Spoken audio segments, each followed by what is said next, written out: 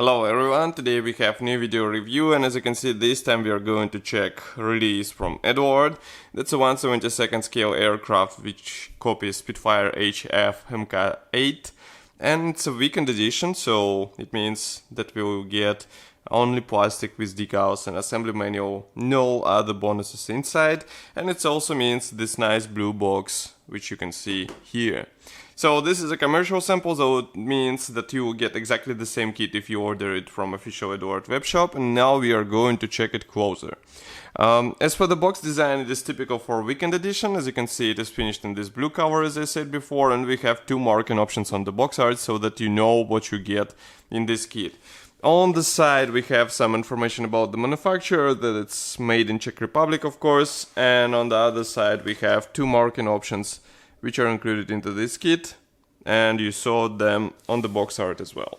That's the top opening box, and here is what we have inside. So as you can see, there is plenty of space inside, surprisingly, even though this is a new box which was presented relatively recently, and it's, let's say, thinner than previous ones. So let's start one by one. On the top we have separate plastic bag with transparent plastic sprue. Here obviously we have canopy parts and some other clear elements which we will need for our build. And as usual already for Eduard, this one is finished in circular shape, in round shape. And of course we have here also parts for other versions, but they won't be used, so they will stay for your spare parts. And note that you can replicate both open and closed canopy, and for closed canopy we have one piece assembly which will be easier to install instead of combining two parts together and trying to get a perfect finish, let's say. That's a weekend edition kit, so we don't have masks for these parts, and if you would like to cover them for proper paint finish, you will have to get the aftermarket set from Eduard, which is sold separately. Next we have plastic bag with two plastic sprues inside. Just give me a second to open it. Okay, so first plastic sprue is dedicated to various internal parts. So let's zoom out so that you can see whole frame. Here it is. And we have two slip tanks. We also have landing gear covers. Here we have various canopy, cockpit parts. Here we have two types of the exhaust, two types, actually 1, 2, 3 types of the main landing gear legs. Air intake should be glued out of two parts. Here we have dashboard parts, cockpit walls, air intakes, cockpit floor, cockpit seat, and also some minor elements for external and internal detailing. I would like to show you the detailing of the dashboard, because it's quite interesting one. Here you can see it. So we have two types of the dashboard, one with pre-molded dials and one plain.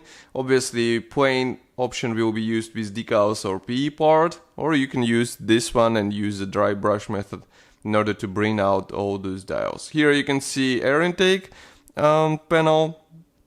Don't forget that it should be assembled out of several parts, so as you can see here inside we have special guiding elements. And also here you can see the slip tanks, which feature really nice detailing. We have riveting, and they're molded as one-piece parts, so you won't have to deal with separate pieces. Then here we have another plastic frame. This one is dedicated to mostly external elements. The only internal parts we have are those for wheel wells, also those cockpit walls, and that's pretty much all. For the cockpit walls I would like to show them closer, because they basically replicate what we saw on the bigger scale kit from Eduard. So we have here all parts pre-molded. It will be a bit tricky to paint them, but final result will be worth it, so take your time and paint these parts thoroughly. Of course you can also buy resin replacement kit from Eduard, I mean resin series, but it will be even more complex due to the small scale, so keep it in mind when you will be choosing what to use as an upgrade on your kit. Then we have another plastic bag, actually that's the last one. Here we have the biggest plastic sprue together with two narrow ones. So here we can see the narrow ones. As you can see here we have mostly external elements. Why? Because those are tail wings, elevators, actually ailerons and also wing edges, which you can see here. Obviously not all parts will be used, so some of them will stay for your spare parts and you might use them in your next projects. But the most interesting sprue is this one. Why? Because it carries fuselage parts and also wing parts. Here you can see it. Parts division is quite typical. We have top section of the cowling molded separately. It should be glued out of two halves.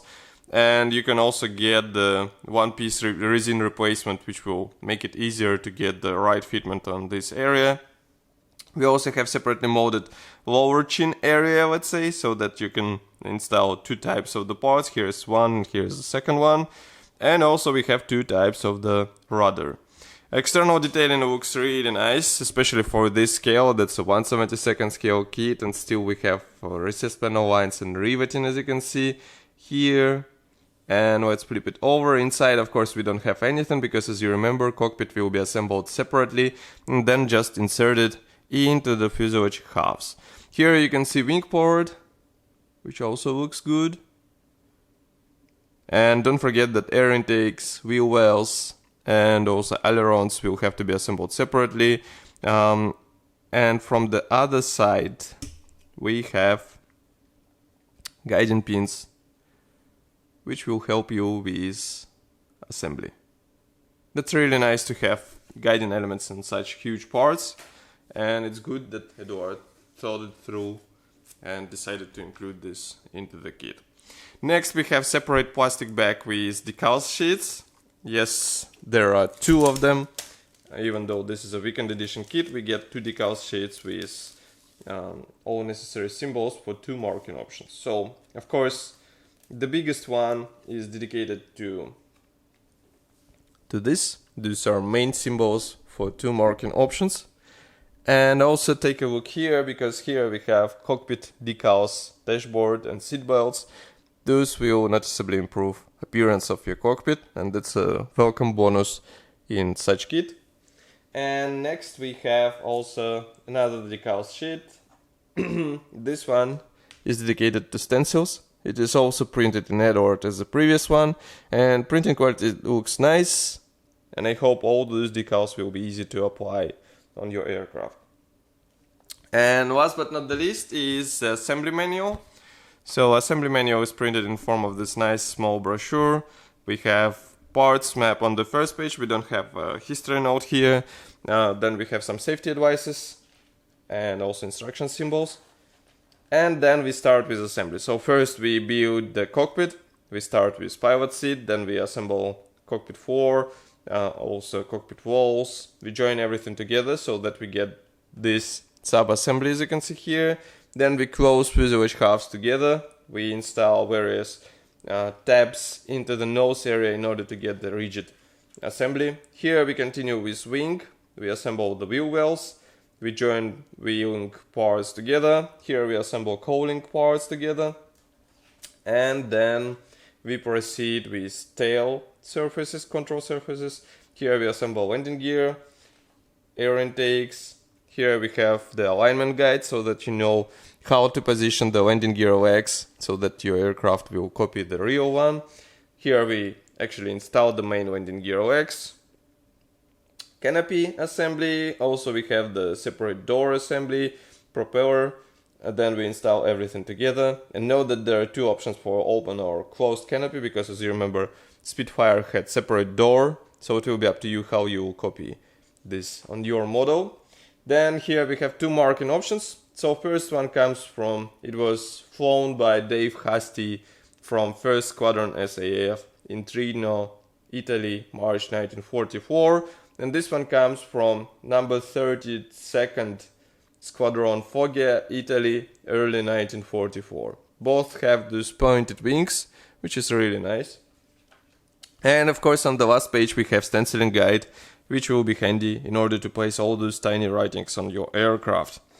So this is the last thing which is included into this kit. In my opinion, that's a really interesting model for those who would like to build something simple without any additions, or maybe otherwise they would like to add as many bonuses as they would be able to get. so they would like to get the basic set, let's say, and then upgrade it with various resin and PE parts. Of course, it will be up to you which approach you choose for your build, but I will be happy to hear your opinion about weekend edition kits, how you build them usually. Write it here in the comment section below. If you like this video, press the like button and subscribe to our YouTube channel, and I will see you in the next video review as usual. Bye!